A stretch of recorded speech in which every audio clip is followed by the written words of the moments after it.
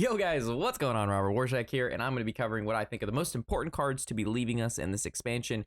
Boomsday was big, which is the video we just covered going over there. There's a lot of cards in Boomsday that were very powerful. Witchwood, not so powerful. And this expansion, we did actually get quite a few key cards in a lot of the decks we're seeing right now. First one being Druid Lodi. As we know, this is a very key component in the quest druid, not only because it has rush, poisonous, taunt, it also has spell power. So in combination with cards like Wrath and Swipe and Starfall, which are all found in the quest druid deck, it's a really good, and it's one of those big swing cards. Being able to play a 3-mana 4/6 that has all of those things attached to it is exceedingly powerful.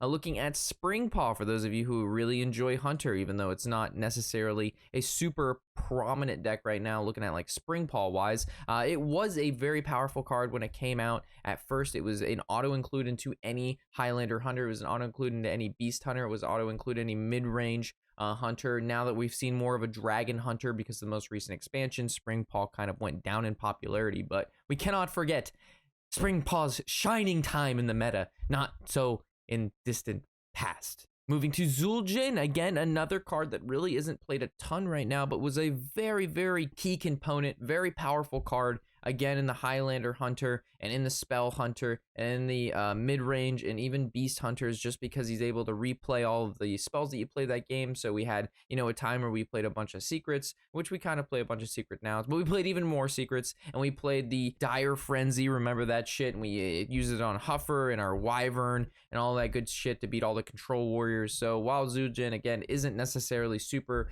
prominent right now, he was a very good upgraded hero, you could call him, that came out of this expansion, and again was played in every Hunter deck for quite some time. And now that we've hit a peak in how powerful our cards are, it's crazy that Zildjian doesn't even almost make the cut anymore, just considering like the power level of cards right now, because I mean his ability is absolutely insane.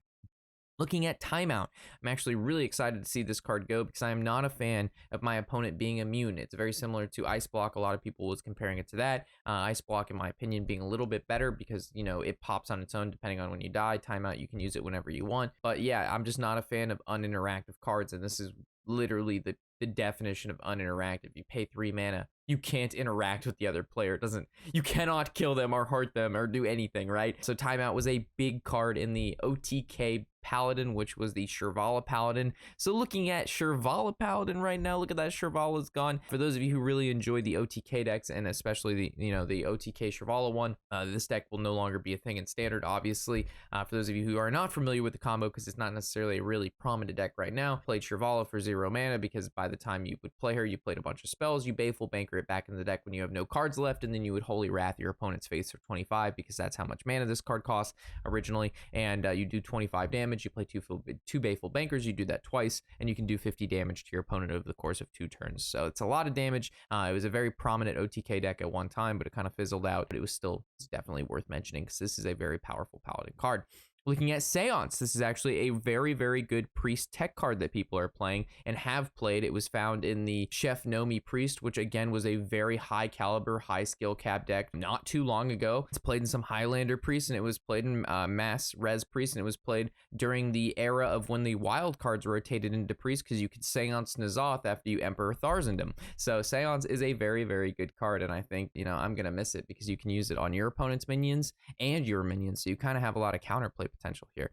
Looking at Mass Hysteria, one of the main priest clears right now at 5 mana. You're basically able to clear up a board you shouldn't normally be able to clear because it has no kill this minion with this much attack. It just has the minions attack each other, and most of the times minions like killing each other. It's what they do. So Mass Hysteria leaving priest is quite a big deal because this is their kind of mid-game big board clear, but now they actually introduced the new card, the 4 mana deal, kill everything with 5 or more attacks. So maybe this leaving isn't as big of a deal, but it's still, Mass Hysteria was an insane priest card. I mean, it's the most priesty card we can think. It's a very priesty card, but yeah, I'm not really too sad about it leaving.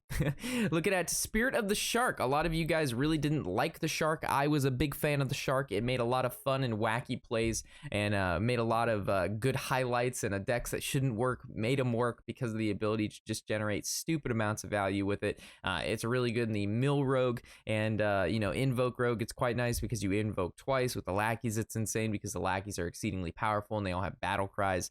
It's good with Edwin, which I hate Edwin, but it's good with Edwin and all that good stuff. So Shark, big hit in my opinion to Rogue for those of you who like, to do some wacky things with Shark. Looking at Spirit of the Frog, another core component of the aggro / invoke shaman right now, and that's because you're able to Spirit of the Frog and then you play a bunch of small spells and even medium-sized spells, and you're able to just draw up the chain because you run a 0 mana zap and that gets you a 1 mana Earth Shock, which gets you a 2 mana Rockbiter, which gives you a 3 mana Lava Burst. So you kind of just go up the chain, and Spirit of the Frog, pretty important to those invoke / aggressive shaman decks. Looking at Zen, while this card isn't played a super ton, it is still a very good card in my opinion, in the sense that playing him in control shaman, you'd be able to hex a card, or you'd be able to lightning bolt or earth shock something and it would hit the targets beside it. It was also played in the early stages of token shaman, when you could Zenmo and then you would evolve, or not evolve, you would mutate and it would mutate all 3 targets. You also can use it alongside Earthen Might, and you can generate 3 elementals and give 3 cards on your board +2/+2. So overall, I think Zenmo is a pretty powerful card to be leaving, and it was it was a really nice shaman tech.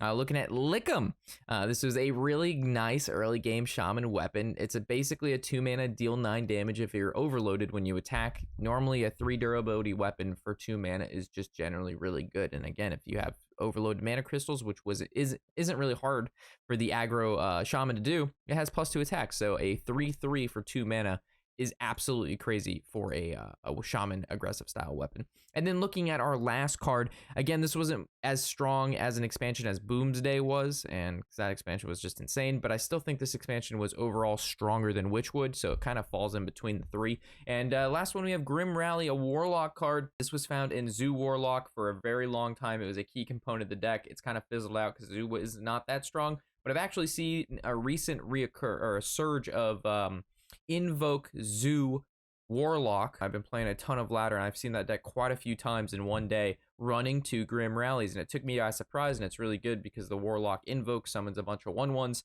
so you just sacrifice one of those and you give all your other 1/1s +1/+1.